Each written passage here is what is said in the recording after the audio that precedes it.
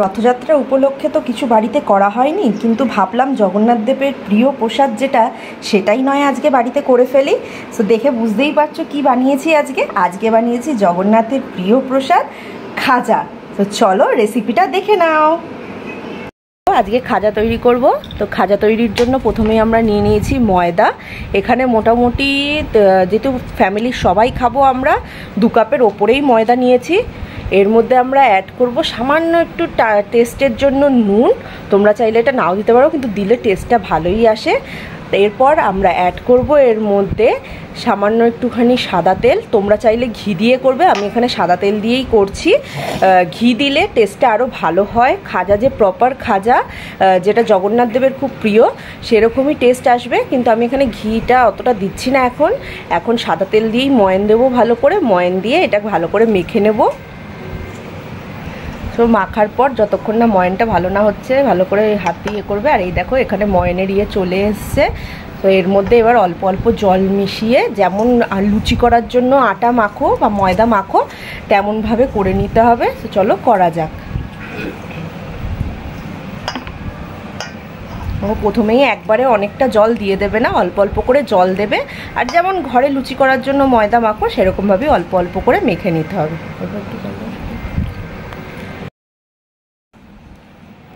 দেখতেই পাচ্ছ ভালো করে মাখা প্রায় হয়েই এসছে। মা এখানে একটুখানি ঠেসে নিচ্ছে। তোমরাও বাড়িতে এরকমভাবেই মাখবে। টেক্সচারটা কেমন হবে ডোটার সেটাও দেখিয়ে দেবো একটু পরেই। এবার দেখো, এই যে দেখে নাও তোমরা ডোটার টেক্সচারটা কেমন হয়েছে, দেখতেই পাচ্ছ, তোমাদের দেখিয়ে দিলাম। সো এবার এটাকে 15 থেকে 20 মিনিট একটুখানি রেস্টে রেখে দেবো। কোনো ন্যাথা ফুতা কিছু চাপা দেবো না, নর্মাল এমনি থালা দিয়ে চাপা দিয়ে রেখে দেবো। এবার আমরা চাশনি বানিয়ে নেবো, মানে যেটাকে চিনির শিরা বলি আমরা। তো তোমরা এটা গুড় দিয়েও করতে পারো, গুড় দিয়েও খুব অসাধারণ হয়, কিন্তু আমরা চিনি দিয়েই করব। তো এখানে আমি মোটামুটি ছোটো বাটির 1 বাটি চিনি নিয়ে নিয়েছি। সেটাকে গ্যাসের বসানো একটা বাটির ওপর দিয়ে দেবো। দিয়ে এরই সমপরিমাণ জল আমরা দিয়ে দেবো। এরই সমপরিমাণ জল দিলে হবে কি, জিনিসটা ভালো হবে, আঠালো হবে, খেতেও ভালো লাগবে। তো এরপর জল দিয়ে দিলাম আমরা। এটা ভালো করে নাড়িয়ে নেব। আর এর মধ্যে সামান্য একটুখানি আমরা এলাচ দিয়ে দেবো। তো এবার একটু এলাচ দিয়ে দেবো আমরা। দাও,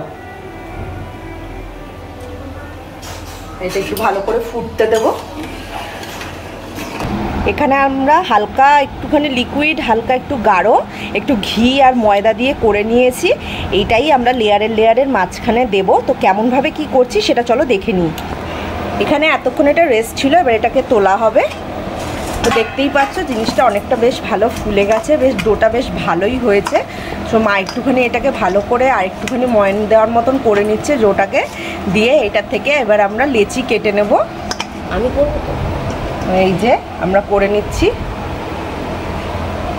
এরকম 5 থেকে 6টা করলেই হবে। দিয়ে সেটাকে আমরা ভালো করে বেলে নেব।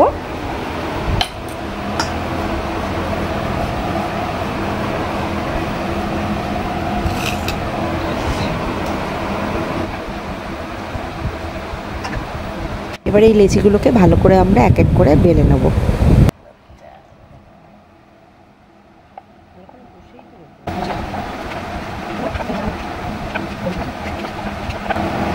দেখলেই এরকম করে আমরা বেলে বেলে নেব। চলো দেখতে থাকো।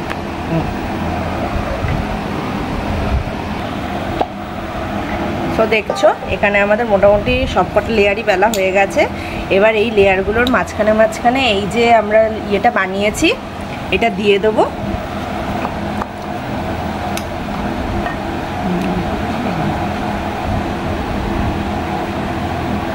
দিয়ে ভালো করে ছড়িয়ে দেব। দিয়ে একটার উপর একটা লেয়ার আমরা দিয়ে দেবো।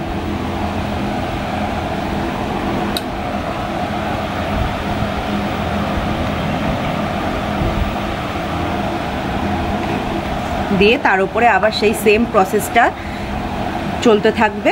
প্রত্যেকটা লেয়ারের উপরই আমরা এরকম এক একটা করে লেয়ার দেবো, আর প্রত্যেকটা লেয়ারের উপরই এক একটা করে ইয়ে করে দেবো।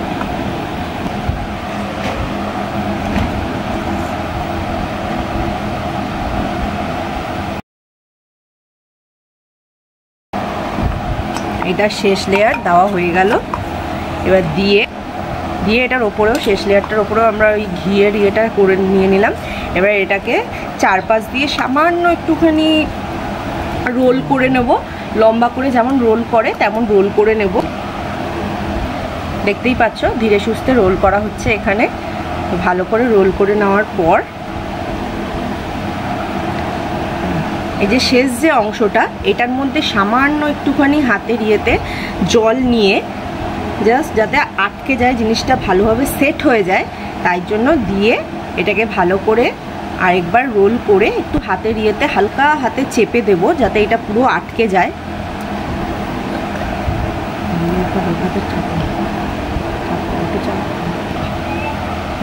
তো দেখতেই পাচ্ছ এভাবে সেট হয়ে যাবে জিনিসটা।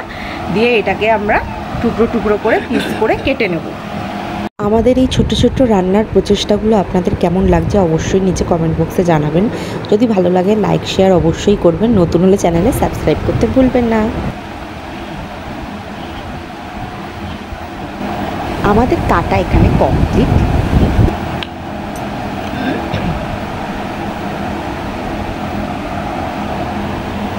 দেখতেই পাচ্ছ লেয়ারগুলো খুব ভালো বোঝা যাচ্ছে। এবার সামান্য একটুখানি হাতের চাপ দিয়ে এটাকে আমরা হালকা বেলে নেব যাতে একটু হালকা লম্বা হয় আর গজাটা যাতে একটু ভালো ফোলে, ভালো ইয়ে হয়।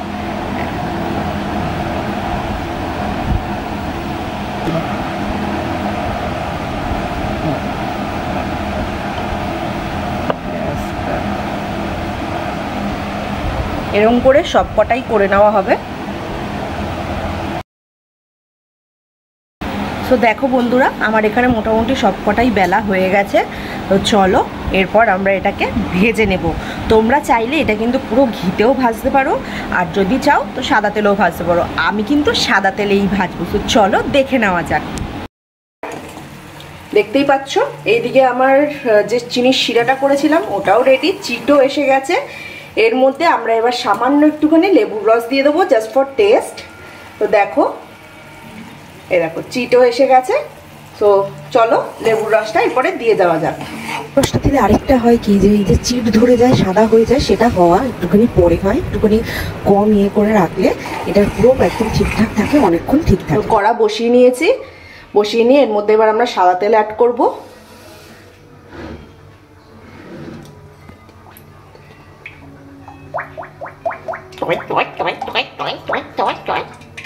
সরি, এখানে যেমনভাবে আওয়াজ হচ্ছিল তাই জন্য ভুল করে আমি রুমে মুখে আওয়াজ করে ফেলেছি। যেহেতু ডিপ ফ্রাই হবে তাই জন্য সাদা তেলটা দিয়ে দিয়েছি। তো তেল এখানে আমাদের হয়ে গেছে গরম। তো এবার গজাগুলো, মানে খাজাগুলো, গজা না, জগন্নাথের খাজাগুলো এবার আমরা ছেড়ে দেবো।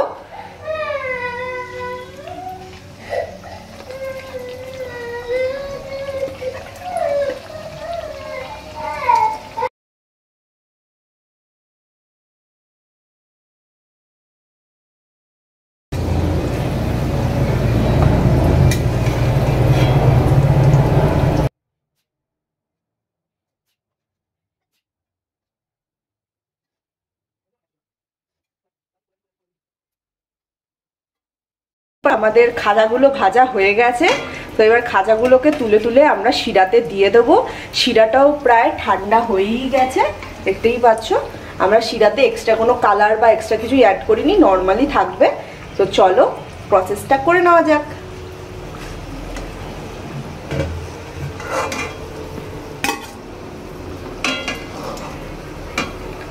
তো তোমরা দেখতে পাচ্ছ খাজাগুলোর কিন্তু প্রত্যেকটা লেয়ার ভিজিবল, হেভি লাগছে, মনে তো হচ্ছে ভালোই মুচমুচেও হবে।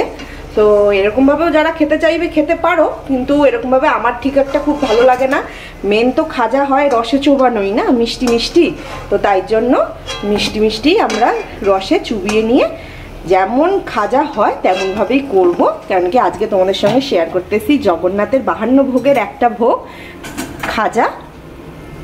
তো চলো এবার এটাকে এক একে মিষ্টির শিরায় বা যেটাই বলো না কেন চাশনি তার মধ্যে দিয়ে দিই। কারণ কি খাজাগুলোও গরম আছে, মিষ্টি শিরাটা সামান্য একটু ঠান্ডা হয়েই এসছে।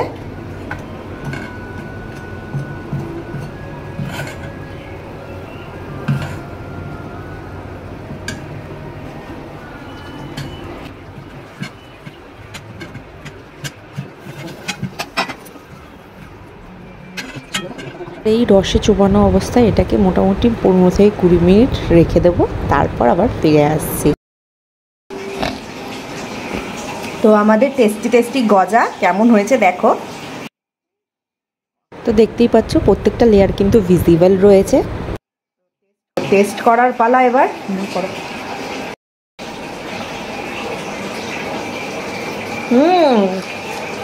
ভালো হয়েছে, বলবো না যে পুরো প্রপার যেমন হয় আর কি, কিন্তু ওর মধ্যে একটু ক্রিসপিনেসও আছে আর মিষ্টিটা পুরো ভেতর অবধি ঢুকেছে, তো তাই জন্য হেভি লাগছে জিনিসটা। পুরোপুরি ভেতরটা মানে পুরোপুরি রান্নার মানে যেটা কুকড আর কি, কুকড হয়েছে। আর পুরোপুরি লেয়ারগুলো তোমরা দেখতেই পাচ্ছ ভাজে ভাজে। কেমন লাগলো তোমার? কেমন লেগেছে বলো? মিষ্টি চিকেন। এটা ভাগ করে খাবি? ও আচ্ছা ঠিক আছে, তোমার ভালো লেগেছে তো?